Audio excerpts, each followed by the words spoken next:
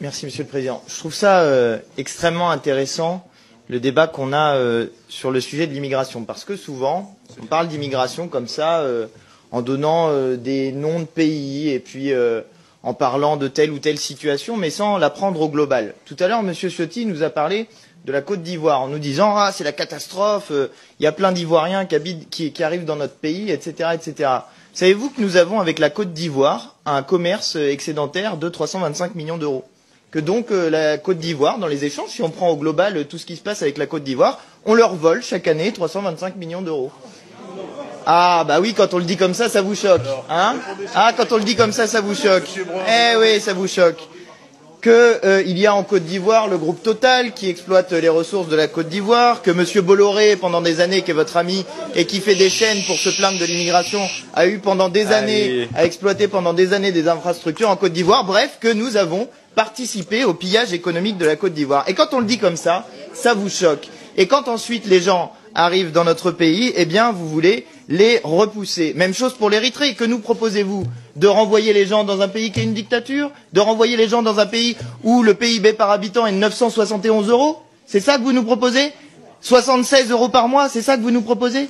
On est en train de parler de situations humaines, de pauvreté, de raisons pour lesquelles les gens quittent leur pays parce qu'ils ont envie de venir en aide à leur famille. Ça vous parle normalement la famille, non, la droite, hein? Mais quand c'est la famille des autres, quand c'est des gens qui ont une couleur de peau qui est différente de la vôtre, vous comprenez plus ce que c'est que la famille. Eh ben oui, je suis désolé. Ça vous choque quand on vous dit les choses comme ça. Mais c'est ça le racisme. C'est ça qu'il y a derrière. C'est quand on ne voit pas dans les autres des êtres humains à parité avec nous. Et justement, quand on pose la question de la situation des gens, il faut les prendre au global. Voilà, c'est ça qu'on essaye de vous dire. Et par ailleurs, pour ce qui concerne l'Angleterre et le Royaume-Uni, il y en a marre de faire les gardes-chiourmes du Royaume-Uni. Le monde le voit, que nous piétinons les valeurs que nous proclamons. Le monde voit que nous sommes hypocrites. Le monde voit que nous pratiquons un double langage. Et du coup, le monde ne nous croit plus. Le monde ne nous considère plus. Le monde ne nous respecte plus. Qu'ils aillent défendre les droits de l'homme partout dans le monde d'abord avant de venir ici. Parce que ces gens nous voient comme des sous-hommes. Ils nous voient comme des esclaves. C'est comme ça dans leur tête. Ils n'ont jamais changé de logiciel, mais c'est à nous de leur montrer que nous ne sommes pas des esclaves et nous n'allons jamais accepter cet état de fait. Dans l'histoire du monde, il y a eu des guerres. Et pendant la Seconde Guerre mondiale, les peuples se sont organisés pour se défendre. Un peu partout. Mais il y a un pays qui ne pouvait pas se défendre, qui était obligé de venir prendre nos ancêtres pour aller les défendre. Et aujourd'hui, ce même pays veut nous donner des leçons.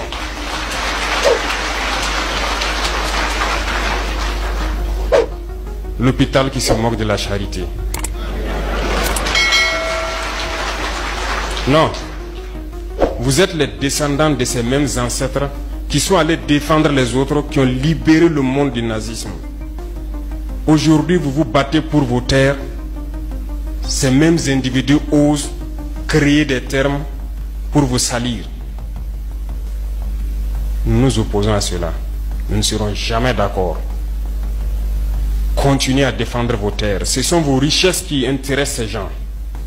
C'est notre or, c'est nos minerais qui les intéressent. Sinon, pourquoi venir chercher des villages entiers pour s'accaparer de nos terres? Donc, nous allons combattre et nous allons récupérer nos terres. Nos richesses, ça nous appartient. C'est pour nous, c'est à nous que ça va profiter. Et à nos enfants. Je vous encourage donc à garder en mémoire que cette guerre, c'est pour nous sortir de l'esclavage. C'est pour notre indépendance. Et vous devez garder le moral haut. Restez debout. Ne jamais céder aux manipulateurs, à ces individus qui ne savent plus cette notion de patrie, ou à ces gens qui viennent de l'extérieur pour essayer de nous dompter à travers leurs termes qu'ils ont inventés eux et leurs organismes qu'ils ont inventés pour nous asservir. Combattez, avancez, faites tout ce que vous pouvez faire. Puisez, comme je dis, dans vos ressources culturelles, dans ce dans quoi vous avez été forgé depuis le village là. Puisez dedans et faites cette guerre. Restez concentrés et restez debout. Il voulait une Afrique libre, unie, sans dette. On l'a traîné dans le désert et on l'a tué. Mesdames et messieurs, installez-vous. Aujourd'hui, on ne parle pas d'un dictateur fou, ni d'un terroriste barbare. On parle d'un homme que l'Occident a diabolisé, parce qu'il devenait trop dangereux. Pas pour sa violence, pour ses idées. Mouammar Kadhafi. Il prend le pouvoir en Libye à 27 ans, renverse la monarchie, et déclare la Jamahiriya, un état du peuple, sans parlement, sans parti, où le pétrole appartient à tous. Sous lui, la Libye devient le pays avec le plus haut niveau de vie d'Afrique. Éducation gratuite, soins gratuits, logement offert aux jeunes mariés, pas de dette extérieure, pas de FMI, pas d'aide occidentale, du pétrole et de la fierté. Mais ce n'était pas assez. Kadhafi avait un rêve, l'unité africaine, une banque centrale africaine, une monnaie africaine indexée sur l'or, pas sur le dollar, une armée panafricaine, une indépendance économique réelle. Il finance les grands projets d'infrastructure, soutient Mandela, Sankara, Lumumba. Il donne des milliards aux pays africains et ose dire tout haut.